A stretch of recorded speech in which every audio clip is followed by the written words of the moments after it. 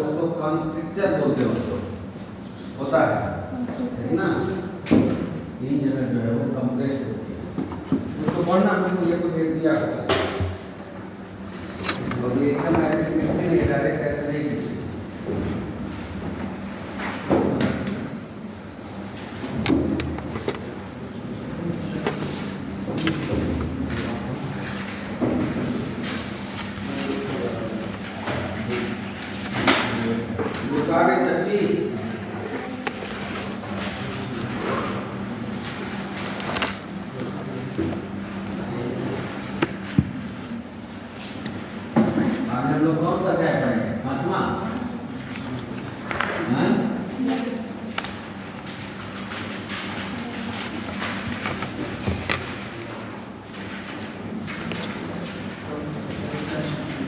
मात्रा सीधी है ना, बाकी क्या से कौन सा तुम उतना पीछे में बैठे हो यहाँ पर।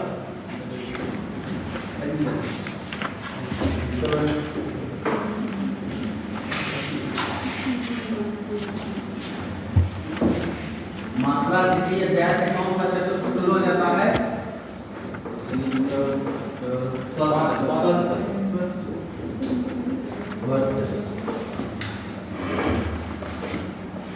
ये तीनों ये चारों अध्याय जो है 5 स्वस्थ के बारे में बताया, ठीक है। ये हमको दे दो, तुम लोग के पास दूसरी पर किताब नहीं है, क्यों खरीद कर नहीं खरीदोगे तो फिर बेकार बैठ क्या करोगे, कहानी कथा तुम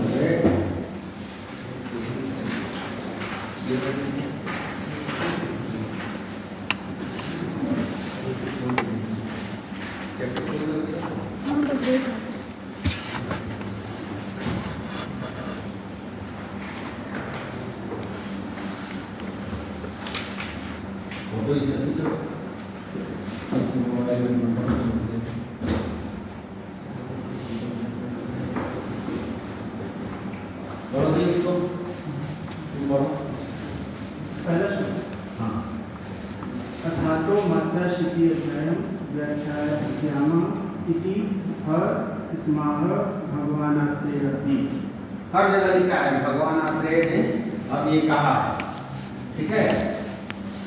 आहार विषय विचार मात्राशी स्यात् आहार मात्रा पुनरग्नि फलापेक्षणी। फिर से बोलो,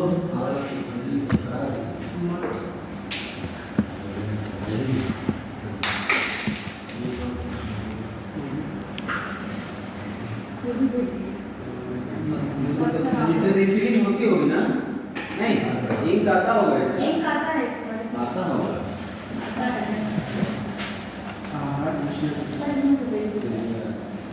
आहार मात्रा पुनराग्नि फलापेक्षणी, ठीक है। अब ये आया है कि अब हम जो है मात्रा सिद्धि अध्याय के बारे में वर्णन करेंगे, और मात्रा सिद्धि अध्याय में सबसे पहला क्या वर्णन करेंगे, आहार। हम लोग पर किताब है ना, आहार, ठीक। तो आहार किसको कहते हैं, आहार का मतलब क्या है, मुख मार्ग से जो भी हम शरीर के अंदर प्रवेश करते हैं वो आहार के रूप में, उसको आहार कहा जाता है। वो कितने प्रकार का होता है, नहीं आहार, आहार हम शरीर में कितने प्रकार से लेते हैं, खाद्य, भक्ष्य, भोज्य और लेह, ठीक ना। ये चार वही मतलब कि कुछ पीते हैं, कुछ लेह की तरह रहता है, कुछ चबा करके खाते हैं, ठीक है ना। तो उस रूप में जो हम शरीर को लेते हैं। अब बात आती है कि आहार की मात्रा क्या होनी चाहिए, ठीक ना। कोई तुमसे पूछेगा कितना खाना चाहिए, कोई भी पूछ सकता है भाई कितना खाना चाहिए। तो हमारे यहाँ आयुर्वेद में ऐसा किसी भी आचार्य ने ये नहीं बताया है कि 2 रोटी खानी चाहिए, कि 4 रोटी खानी चाहिए, कि 10 रोटी खानी चाहिए, ठीक ना। सीधे उन्होंने कहा है कि आहार मात्रा गुना अग्नि बल अपेक्षा। आपकी जो जठराग्नि का बल जितना है उसके आधार पे आप खाना खाइए, ठीक ना। अब जठराग्नि बल का निर्धारण कैसे करेंगे? अग्नि कितने प्रकार से, जठराग्नि के हिसाब से कितने प्रकार से, पाचन के हिसाब से अग्नि का वर्णन है? नहीं, 5 अग्नि जो है जोष्पाग्नि नहीं थी, वो तो दूसरी देखो नहीं देखो, एक तो मंदाग्नि, मंदाग्नि, तीक्ष्णाग्नि, ठीक है, समान, ठीक ना। मंदाग्नि तीक्ष्णाग्नि में ही विषमाग्नि ये हो जाता है, विषम अग्नि जो हो या तो मंद हो जाते हैं। तो अग्नि का निर्धारण उसमें क्या कर दिया कि जिसकी अग्नि मंदाग्नि मतलब जिसकी अग्नि मंद हो। अब पाचन क्रिया तुम भी आज भी किताब मिला है, उसको खरीद लेना चाहिए, भले दिन तुम्हारा भी चला आया है नहीं, गधे पे रख के आ रहा है क्या जी? ऑर्डर दिए हो कि नहीं किए हो, सही बताओ। किससे? वजन से कितना रेट थोड़ा होता है, यहाँ पे 15 दिन 18 दिन ऐसे आता है सैलरी में, यहाँ नहीं आता आता। है। हाँ, यहाँ बहुत लेट होता है। किसी के घर में तुम एड्रेस दे दो, वहां से आ जाए, कोई लड़का है कुछ है वाला ना, किसी का दे दो एड्रेस दे दो, वहां आ जाए, वहां से चला आएगा। मेरे घर का एड्रेस दे दो, मेरे आ जाएगा, मैं लेते आऊंगा, कहाँ यहाँ कर देते। तो अग्नि बल, अब किसी की मंद अग्नि है, खाना खा रहा है लेकिन वो पच रहा है बहुत स्लो, तो अब उसको क्या है कि अब अग्नि का बल किसको कहेंगे? अग्नि बल किसको कहेंगे? अग्नि बल उसको कहेंगे कि जितने समय में जिसका भोजन पच जाए, ठीक ना। कोई 2 रोटी खाता है वो 4 घंटे में उसका पच जाता है, कोई एक ही रोटी खाता है वो रात तक ऐसे ही पड़ा रहता है, कोई 4-4 10-10 रोटी खाते हैं। तो जितने जो आहार है, इसका अपना डाइट है, ठीक ना। हर व्यक्ति का अलग अलग आहार है कि परिभाषा कितना आहार में, उसमें ही है परिभाषा कि हर व्यक्ति की अग्नि जितने समय में उसको पचा दे वो उसके लिए समय आहार है, ठीक है। तो वही करें, आहार की मात्रा जो है अग्नि के बल की अपेक्षा, जैसे मंदाग्नि वाले का क्या होता है कि धीरे धीरे, तीक्ष्णाग्नि वाले का क्या है बिजली को तुरंत पच जाएगा, क्योंकि मंदाग्नि वाले में कफ प्रधान होता है, इसमें दोष जो है कफ प्रधान होता है मंदाग्नि, और तीक्ष्णाग्नि में पित्त प्रधान होता है, ठीक। और एक विषम अग्नि होती है जिसमें वात प्रधान होता है, कभी पचा देगा कभी नहीं पचा। जैसे कई जातियां ग्राणिक रोग वगैरह तुम लोग आगे पढ़ोगे, उधर की जातियां जो हैं उसमें कभी खाना को बढ़िया पच जाता है और कभी पचना नहीं करेगा, तो वहाँ इनका खेला है बात, ठीक है। और समाग्नि का मतलब क्या है कि तीनों दोष जो है समान है तो पच जाए। तो वही कह रहा है कि आहार मात्रा पुनः अग्नि बल अक्षरी, कोई पूछेगा कि आहार की मात्रा कितनी होनी चाहिए, तो वो है अग्नि के बल के हिसाब से, ठीक है। अब उसका अग्नि बल व्यक्ति कैसा है, समाग्नि का है, मंदाग्नि का है, विषमाग्नि का है, तीक्ष्णाग्नि का है, किसका है, उस हिसाब से उसको आहार देगा। आगे बढ़ो।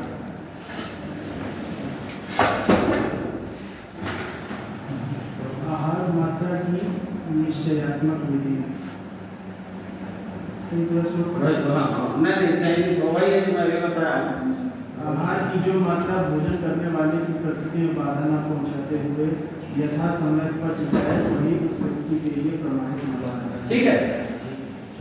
इसके बाद स्वभाव का गुण तथा लघु द्रव्यों का मात्रा सापेक्ष। अब 2 तरह के द्रव्य होते हैं, देखो अब गुरु और लघु के बारे में समझ कि कह रहा है गुरु द्रव्य लघु द्रव्य। गुरु द्रव्य का नाम सही समझो, गुरु द्रव्य क्या है, ये होगा क्या है पृथ्वी और जल प्रधान होगा, भारी होगा। गुरु द्रव्य भारी होगा तो पचने में भी क्या होगा, ये कठिन होगा, समय लगेगा, ठीक ना। और लघु द्रव्य क्या होंगे, ये वात और आकाश, वायु और आकाश वहां पर प्रधान होंगे। लघु का जहां शब्द आया तो वायु और आकाश वहां हो जाएगा, तो ये लघु द्रव्य पचने में सुपाच्य होता है। ठीक है, जैसे लघु द्रव्य क्या हो, कोई एक उदाहरण बताओ, भोजन में कुछ लघु बताओ। खिचड़ी, ठीक ना, खिचड़ी है वो लघु हो गई। गुरु द्रव्य क्या हो गया, बिरयानी, कौन वाली बिरयानी, मांस वाला। हाँ, जो मतलब मांस क्या होता है, मांस के बारे में कहा गया है कि मांस जो है, जैसे शाकाहारी जो है खाने में ये बताया जाता है कि जो हम सलाद खाते हैं क्या है, बोलो। नहीं, बिरयानी तो दोनों तरह के बन लगे हैं ना, वेज बिरयानी और नॉन वेज। बिरयानी दो तरीके की होती है, चिकन बिरयानी, मटन नहीं, वो नॉन वेज में बोलते हैं बेटा। शाकाहारी में भी वेज बिरयानी, अरे वो क्या बोलते हैं उसको, हैदराबादी बिरयानी, वो सब्जी चावल। हैं? सर जो आटे की बट्टी बनती है वो भारी गुरु में आएगा। हाँ, बाटी। हाँ, वो भी गुरु हो जाएगा, वो भी गुरु हो जाएगा। और ये बाजरे और मक्के की रोटी। हाँ, जो भी भोजन पचने में ज्यादा समय लगा है वो गुरु। बस भाई, बाटी तो बना रहे, ठीक है, बाटी के साथ जो तुम आइटम ले रहे हो, चाहे चोखा हो, चाहे दाल हो, चाहे रबड़ी हो, चाहे खीर हो, वो सब जब एक साथ मिल जाते हैं तो गुरु है, वो गुरु है, ठीक है।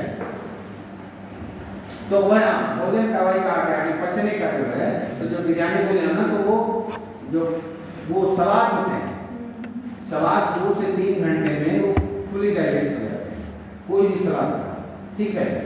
अन्न जो है 5 से 6 घंटे समय लेता है, मैक्सिमम 8 घंटे समय लेता है अन्न पचने में। और मीट जो मांस जो होता है वो 48 से 72 घंटे लेता है पचने में। मीट जो है, तो कभी भी जो प्रोफेशनल खाने वाले हैं मीट, तो अगर मीट खा लेते हैं तो 1-2 दिन एकदम हल्का खाना खाएंगे, एकदम हल्का खाना खाएंगे, क्योंकि उन्हें पता है कि वो जाएगा तो प्रॉपर उसका डाइजेस्ट जल्दी डाइजेस्ट नहीं होता है, उसमें बहुत ज़्यादा मतलब कार्बोहाइड्रेट का फैट बहुत ज़्यादा रहता है, तो उसका डाइजेशन प्रॉपर नहीं हो पाता, ठीक ना। तो इसलिए ये वो सारे सब गुरु द्रव्य हैं, और ये लघु द्रव्य में बाकी सारी खिचड़ी और ये सारा सब कुछ जो है वो आएंगे। तो ये गुरु द्रव्य और लघु द्रव्य का यही कॉन्सेप्ट है। अब देखो ये मात्रा पूरा भोजन से लाभ, 8वां पढ़ो इसको।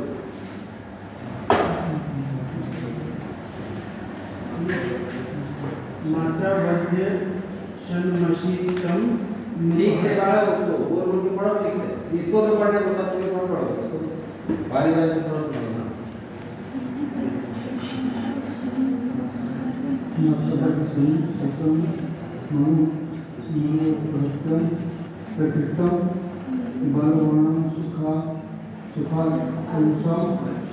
सुख आयुषाम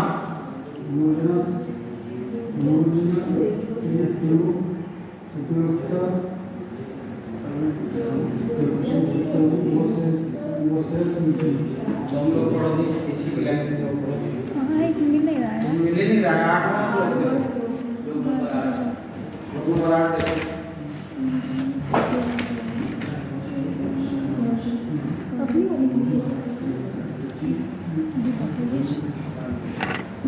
मात्रावध यश नम सीतम मनुपहत्य। मात्रावध्य अशनम अशितम अनुपहत अनुपहत्य प्रकृतिम वलवर्ण सुखायुषा योजयत उपयुक्ताम उपयुक्तार अवश्यमति।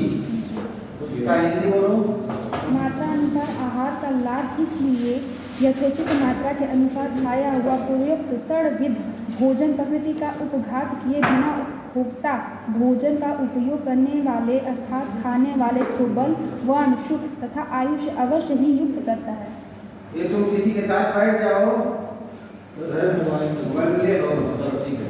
तो क्या कह रहा है ये मात्रा युक्त भोजन करने से, क्या कह रहा है, ये शरीर के जब मात्रा युक्त भोजन करोगे तो शरीर की सारी क्रियाओं में किसी को भी बाधित नहीं करता है, समुचित रूप से करता हुआ बल, वर्ण, सुख, शांति जितनी सारी चीजें हैं वो प्रदान करता है। इसके बाद गुरु आहार का देखो, गुरु आहार में एक शब्द आया है पिष्टमयम, पिष्टमयम, ठीक है। पिष्ट किसको कहते हैं,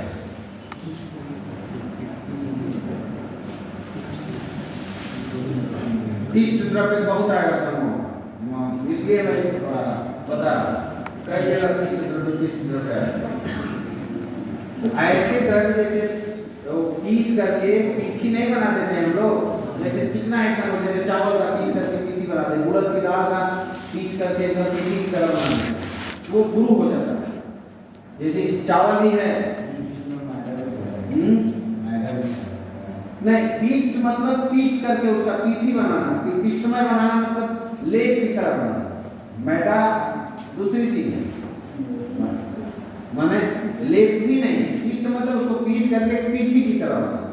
पिष्ट द्रव्य मतलब चिकना जो द्रव्य हो जाता है, जैसे ये हम लोग नहीं बनाते हैं, क्या बोलते हैं, पकौड़ी वगैरह जैसे तुम लोग बनाती हो ना, तो बेसन को खूब पीस करके और बना करके जो चिकना द्रव्य तैयार होता है, या चावल का होता है, बारा वगैरह जो बनता है, वो सब पिष्ट द्रव्य है और वो बहुत गुरु होता है, वो बहुत गुरु होता है। इसीलिए अब देखो उसको गुरु को लघु करने के लिए उसको क्या किया जाता है, रोल बना करके उसमें डुबोया जाता है, उसको फुलाया जाता है। अगर डायरेक्ट ऐसे कच्चा, हाँ वही तो पिष्टी बना करके बनता है, वो सारे पिष्टी तो पिष्टी करके उसको किया जाता है। उनके लिए क्या किया जाता है कि एक शब्द आया है संस्कार। संस्कार जानते हो क्या होता है? जैसे मान लो पिष्टी बन रहा है, पिष्ट गुरु द्रव्य को हम कैसे ग्रहण करेंगे, भाई खाना तो सब कुछ है, किसी कर्म को करने का सही तरीका उसको ऐसा करेंगे तो शरीर को ग्रहण करने योग्य बन जाए। जैसे सिर्फ चावल को तो पीस तो वो बहुत गुरु होता है, या चावल का आटा वगैरह देखो, सिंपल चावल के आटे का कुछ नहीं, चावल के आटे को किसी चीज में मिलाया जाता है थोड़ा कुरकुरा क्रिस्पी बनाने के लिए या कुछ करने के लिए, क्योंकि चावल का आटा वो जो है वो गुरु होता है। चावल कच्चा चावल खाओ तो पता नहीं कच्चा चावल खाओगे तो कीड़े पड़ जाएंगे, पेट दर्द करेगा, वो गुरु होता है। चावल का दाना खाओ, भून करके सूखा चावल का, अरवा चावल का दाना एक बोलते चलो देखता है कि वो भी गुरु होता है। इडली किसमें है सर? इडली ये भी गुरु करते हैं, ये भी वही है, लेकिन इडली तो लघु हो जाएगा। अब उसमें क्या करते हैं, देखो वही मैं संस्कार का ये सब जैसे क्या है, ये बताओ चावल इतना गुरु है, लेकिन जो खिचड़ी हम खा रहे हैं उसी चावल में वो लघु है, तो वो कैसे है? नहीं, उसमें संस्कार किया, संस्कार शब्द आता है, संस्कार का मतलब होता है संस्कारों की नाम गुणांतरम दानम। अब संस्कार किसको कहा है? संस्कारों ही नाम, संस्कार का नाम किसको कहा गया है? उसके गुणों के अंदर जो है उसके गुण को परिवर्तित करना। जैसे चावल गुरु है, ठीक ना, चावल एक गुरु है, लेकिन उसको हम अगर गर्म पानी में डाल के और स्टीम दिला देते हैं, भाप दिला देते हैं, तो क्या हो जाता है? लघु हो जाता है। तो वही संस्कार है, वही संस्कार। हाँ, संस्कार एक प्रोसेस है जिसे दूसरे के गुणों को अपने अंदर आधान करना, लेना, जो उसका प्रॉपर गुण है। जैसे क्या है, कई ऐसे औषधियां हम लोग यहाँ मिलती हैं आयुर्वेद में कि वो कहेंगे कि इसको गर्म पानी से लेना, इसको ठंडे पानी से लेना, ठीक ना, इसको दूध से लेना, इसको उबाल करके लेना। एक ही हरिद्रा है, हरिद्रा जानते हो लोग? हल्दी खाना पड़ता है। हल्दी, तुम त्रिफला वाला बता रही हो हरिद्री, चलो हरिद्री एक ही द्रव्य है हरिद्री, ठीक ना। या तुम लोगों ने प्रैक्टिस वगैरह नहीं रखा है, वाले जैसे एक ही हरिद्री है, इसको अगर चबा के खाओगे तो शरीर में दूसरा काम करेगा, भून के खाओगे तो दूसरा काम करेगा, पीस के खाओगे तो दूसरा काम करेगा, और उबाल के खाओगे तो दूसरा काम करेगा। सब इसका दोष का प्रभाव अलग अलग है। नहीं, दोनों एक ही, हरिद्री और हरण एक ही है, हरिद्रा और हरिद्री अलग, ठीक ना। तो इसी तरह होता है, तो उसमें क्या होता है कि उसका संस्कार अलग होता है, उसको गर्म करके तो उबाल देते हैं तो उसका अलग संस्कार होता है। सर एक हर्रा बोलते हैं वो, वही है। वही है हरि वही। अच्छा हाँ? इसका है, इसके हरिति का जो है 6 भेद होते हैं और ये भी कहा जाता है कि कदाचित कुप्यते माता नोदरस्था हरितकी, माता कभी अपने बेटे के ऊपर कुपित हो सकती है। कहा जाता है कि माँ बहुत वो होती है बच्चे के ऊपर, लेकिन कुपित नहीं होती। लेकिन कहा गया हरिति के बारे में कि कदाचित कुप्यते माता, कभी माता अपने बेटे के ऊपर कुपित हो सकती है, लेकिन नोदरस्था हरिति, अगर उधर पेट में हरे गया हुआ है तो कभी कुपित नहीं होता है, मतलब नुकसान नहीं करता। समझे? हरिति और आमलकी ये 2 चीज है, जबकि आमलकी को धात्री कहा गया है। धात्री समझते तो लोग क्या है? हाँ, अलग माँ के अलावा जो पहले क्या होता था कि माँ के अलावा एक होती थी गाय माँ जिसको बोलते थे, वो बच्चा उसका दूध नहीं पीता है, वो अपने बेटे की तरह उनको दूध पिला करके बैठे। तो आमलकी को धात्री कहा गया है, लेकिन आमलकी से भी श्रेष्ठ हरिति को बता दिया है कि माँ कभी कुपित हो भी सकती है, हरिति कभी भी पेट में जा करके कुपित नहीं होती। आगे तरफ कुछ पढ़ोगे हरिति के बारे में। तो इसीलिए त्रिफला जो है, त्रिफला में क्या है? हरण है, बहेड़ा है, आंवला है। तो ये दोनों हो गए और एक बहेड़ा हो गया, विधि जिसको बोलते हैं। तो त्रिफला इसीलिए किसी को कुछ नहीं समझ में आए, कोई रोग पड़ता है तो त्रिफला खाइए,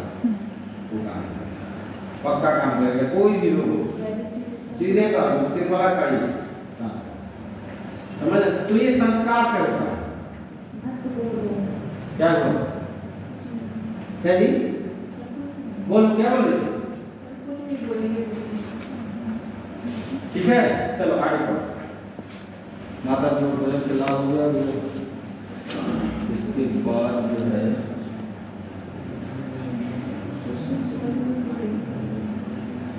ये 13वां श्लोक, इसमें आहार पे टिप्पणी आता है। तच्च नित्यं प्रयुञ्जित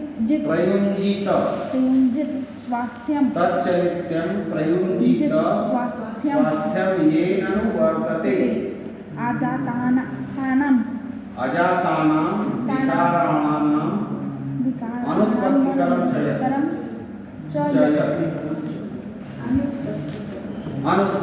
चयत्। क्या करा है? तच्च नित्यं प्रयुञ्जित स्वास्थ्यं येन अनुवर्तते। ठीक है, कराए तच्च नित्यं प्रयुञ्जित, ऐसे आहार को प्रतिदिन प्रयोग में करना चाहिए जो स्वास्थ्य का अनुवर्तन करे, मतलब हाँ, शरीर का पोषण करे। ठीक, और आगे क्या कह रहा है? और शरीर में जो रोग उत्पन्न नहीं हो रहे हैं उनकी उत्पत्ति भी न होने आहार पर। इतना ही बस आहार के बारे में, बस यही आयुर्वेद में पूरा बताया गया है, कैसे आहार लेना चाहिए, क्या करना चाहिए, मतलब स्थिति अध्याय में ही बताया गया। इसके बाद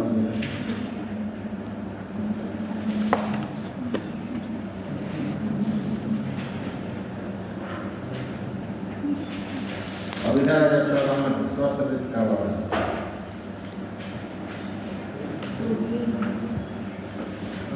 लिखा है ना 14वां श्लोक।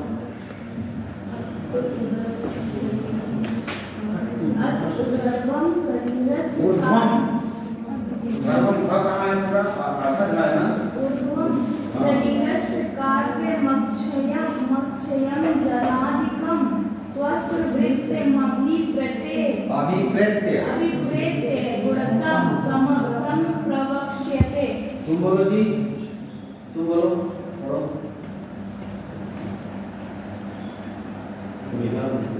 हाँ? तुम बोलो, तुम दोनों में से कोई बोलो। 14वां श्लोक लिखा है, श्लोक मतलब देखो ना,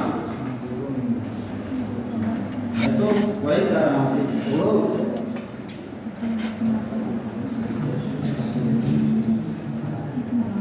बोलो।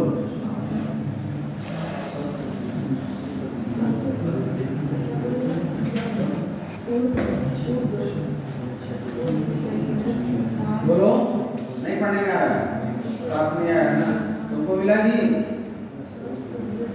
तुम बोलो पीछे। इसको इसको दो, इसको दो, इसको बोलो, जोर से बोलो। घर में भी ऐसे ही बोलती हो? घर में भी ऐसे ही बोलती हो? जोर से बोलो थोड़ा सा।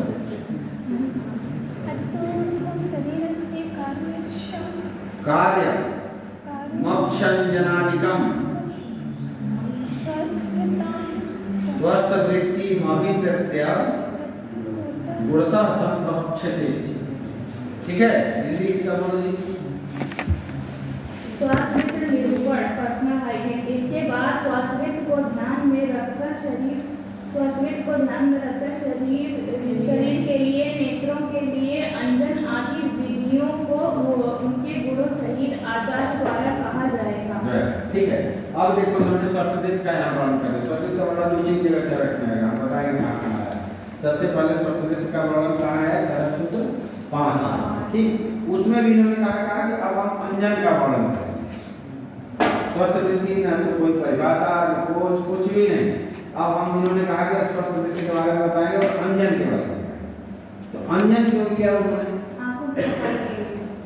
अंजन जो है आँख के लिए होता है। ठीक, तो वो इन्होंने इसलिए लिया कि पंच ज्ञानेंद्रियों में सर्वश्रेष्ठ जो है चक्षु होता है। आचार्य शरक ने कहा है कि चक्षु जो है वो पांचों ज्ञानेंद्रियों में श्रेष्ठ ज्ञानेंद्रिय चक्षु होता है। तो इसलिए चक्षु के उन्होंने अंजन का वर्णन कर दिया। अंजन किसको बोलते हैं?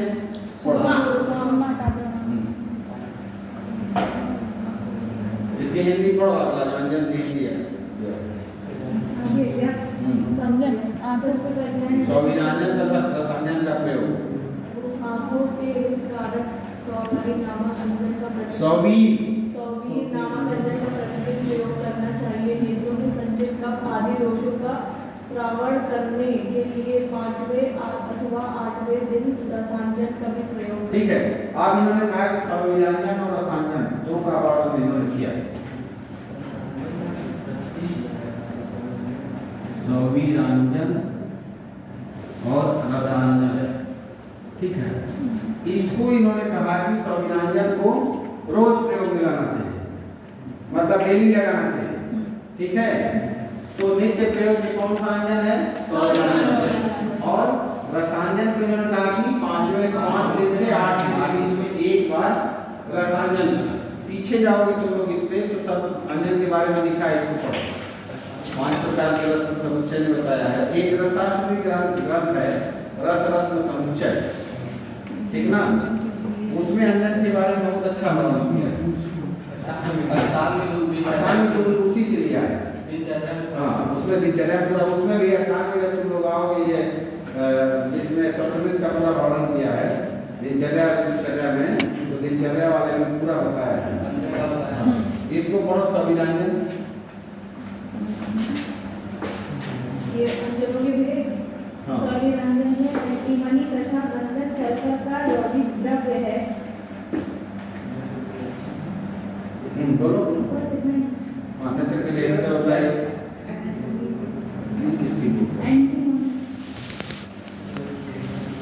चलो रसायन के बारे में पढ़ो जी।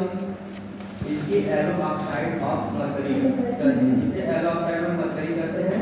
आजकल प्राय चिकित्सक रसायन शब्द से दार्विक समय समम क्षीरपादन अथवा यदा घनम तथा रसायन ख्यातम। ठीक है, आप भाव प्रकार के रसायन को क्या है? रसायन ये इसका तो बता दिया कि इसको एलो ऑक्साइड ऑफ मर्करी, ठीक है ना? फिर कह रहा है इसको आचार्य आजकल में क्या कहते हैं? दार्विकवाद समम। एक दारू हरिद्रा होता है, हरिद्रा की जगह ही हरिद्रा की तरह ही एक दारू हरिद्रा होता है। दारू का मतलब क्या होता है? दारू का मतलब जो पित्त वाला पोर्शन होता है स्टेम का, स्टेम होता है ना, तो स्टेम का आउटर रीजन क्या होता है? बात होता है। और उसके बाद जो मेन स्टेम होता है पित्त जो बीच वाला होता है जिसमें एनुअल रिंग्स बने होते हैं, वही होते हैं, तो उसको कहा गया है दारू। उसको कहा गया है, तो वो हरित वर्ण का होता है। तो उसका वो जो पोर्शन होता है उसको जब हम काटते हैं तो बीच में वो एकदम हरित वर्ण का होता है, हरित रंग हल्दी के रंग का होता है। तो उसी का कर रहा है कि उसको क्वाथ बना करके और उसका घन बनाते हैं। घन जानते हो कैसे बनता है? मतलब उसको ज़्यादा नहीं, टूटने वाला नहीं घन। वो यहाँ पे है क्या है कि किसी चीज का जब घन बनाते हैं तो उसको उबाले थे, ठीक है, उबाल करके उसका कास्ट पार्ट जो है पूरा बाहर करते हैं। हाँ, गन्ने का रस ना वो तो ठीक, वो तो हाँ जैसे फेंक दिया उसको, पहले उसका क्वाथ बनाया, क्वाथ बना करके जो पार्ट ऊपर वाले हैं सब निकाल देते हैं और अब जो उसका अंदर जो काढ़ा बना हुआ है उसको अब चलाते रहते हैं और चलाते चलाते जब वो एकदम सूख जाता है तो जो पार्ट बनता है उसको जब सुखा करके पीसते हैं वो घन, तो उसी को रसायन कहते हैं। और औरतें भी देखे हुए तुम लोग गाँव में जो काजल बनाती हैं, वो घर में जो बनाया जाता है दीये के ऊपर, हाँ दीया के ऊपर ऐसे उल्टा रख करके उसके धुएं से और वो जम जाता है तो फिर उसमें घी वगैरह जो भी डालती है सब डाल करके उसको बनाती है। तो ये दारू का रसायन क्या है कि रसायन मतलब जो दारू हरिद्रा के क्वाथ घन से बना हुआ है, वो भी रसायन की कैटेगरी में है, जो घर में बनता है वो भी रसायन की कैटेगरी में है ना, वो सौविरांजन उसको कहा सकते हैं, वो देवी जो होता है ना तो वो सौविरांजन। चलो तो इसको एंटी सल्फाइड कहते हैं। बर्मा और मैसूर में थोड़ा एंटीमनी सल्फाइड प्राप्त होता है। आजकल सफेद सोने के नाम पर बाजारों में जो तेल मिलता है वो टेल्साइड है, उसे नहीं लेना चाहिए। वह चूने की जाति का एक पत्थर है, सूरतंजन नहीं। पुष्पांजन जिंक ऑक्साइड है, इसे सब्जीदार करते हैं। यह जयपुर में बहुत बनता है तथा आजकल पाश्चात्य चिकित्सक लेने के लिए यशत के युगों का अत्यंत प्रयोग करते हैं। चलो नीलांजन यह लेड सल्फाइड या गिलेना है, यह भी नेत्र के लिए हितकारी है तथा वर्मा से प्रतीक आता है। चलो ठीक है। वर्मा देश व्यापार वर्मा देश हाँ वर्मा। अब देखो अगर नेत्र रोग में का प्रदोष के प्राधान्य में है तो ये सारे जितने हैं अंजन वो क्या होते हैं, वो कब शामक होते हैं, ये सारे जो है कब शामक होते हैं तो इसलिए दिया जाता है। और कब शामक क्यों दिया जाता है उसका ये दिया है क्योंकि उसमें नेत्र में पढ़ो उसको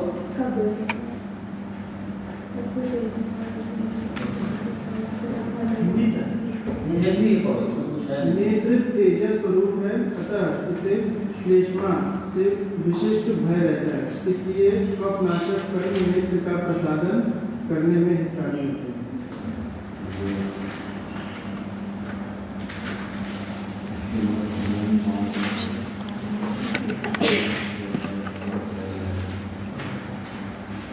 इसको तुम लोग एक बार पढ़ लेना, ठीक है?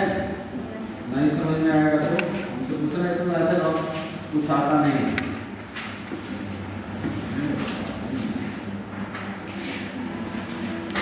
इसमें ना चरक सूत्र 5वें में और 7वें में, 7वें में संस्कृत का वर्णन है, 5वें में तो इन्होंने कहा कि ये करिए नृत्य करिए और वो धूमपान हो, फिर 7वें में आएगा तो फिर इसके बारे में बताया दूसरे पुस्तक के बारे में।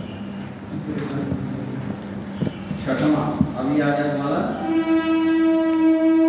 छठवां क्या है? दस्यासिद्धि। वो क्या था? मात्रा सिद्धि। ये क्या है? दस्यासिद्धि। इसमें देखो क्या कह रहा है वो। अच्छा तुम लोग आधार कार्ड विस्तार का पढ़े हो? अभी नहीं पढ़ा गया जो आधार के नहीं पढ़ा गया।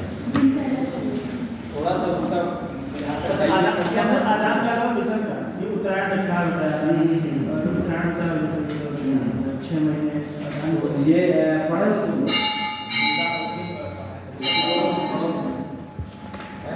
बिल्कुल चल रहा है इसके 4 महीने को बनाने अच्छा दिया तो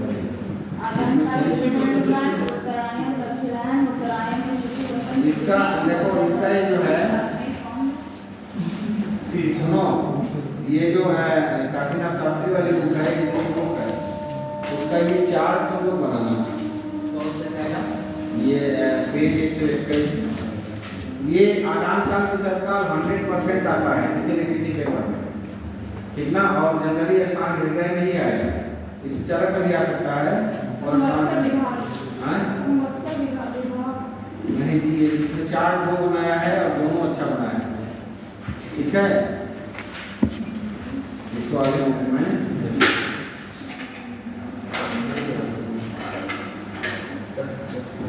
ये इसमें ये बनाया है, इसको तुम लोग 4 जरूर ये और उसको पीछे जाए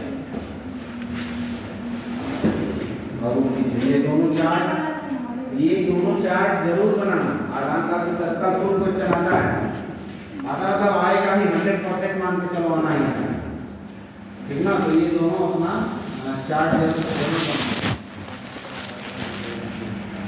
और वो कोई लेके लाया है, मैंने बोला था अरे तुम नहीं मुझे दे दो, मैं साथ पहुंचे ही सब लेके लाए को 50 हाँ। उस दिन जो बोले थे तुम लोग लिखी थी उसको लिखी उसके बाद देखी भी नहीं होगा क्या बड़ी हो नहीं, उसको हमको दिखाओ, एक अटेंडेंस होना, उसको हमको दिखाओ।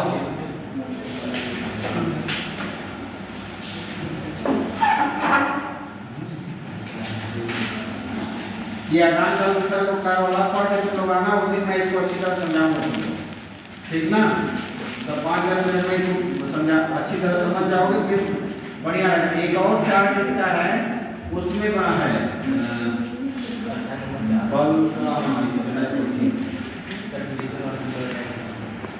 तुम लोग अष्टांग संग्रह एक ले लेना यहाँ से लाइब्रेरी से, आज ही लेके अष्टांग संग्रह, ऐसा नहीं अष्टांग संग्रह लेके उसमें एक चार्ट बनाया है, सर्कल बनाकर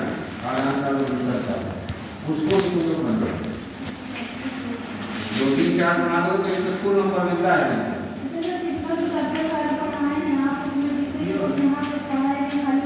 उतना ही श्लोक बस उतना ही याद करो, इससे ज़्यादा कुछ उसमें है ही नहीं। फर्स्ट चैप्टर पूरा आपको अच्छी तरह पढ़ना है, सेकंड थर्ड फोर्थ में नहीं बस। हाँ, ये देखिए एक बार रीड जरूर करना है, एक बार उसको रीड जरूर किए रहना, पढ़ ले। उसमें नहीं अगर कुछ समझ में आता है या पहले भी अगर हम पढ़ाएं और नोट्स बनाते समय नहीं कुछ समझ में आए तो लोग हमसे पूछ सकते हैं, कभी भी उसको हमसे पूछो भाई अच्छा आई डॉक्टर को देखिए अपना कितना वर्ष हो इसको सब लोग जितने लोग हैं आते हैं सब कहते हैं टाइम जो लोग भेजेगी आई कार्ड नहीं चाहिए लोग को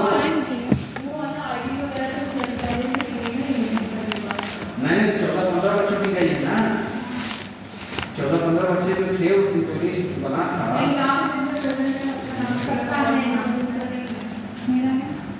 वो तो आता है। आई कार्ड के लिए तो लोग अपना दे दो, मनुष्य से मिल करके डेट ऑफ बर्थ और परमानेंट एड्रेस लिख के दे दो। तुम कहाँ गायब थे इतने दिन? चले गए थे गाँव में।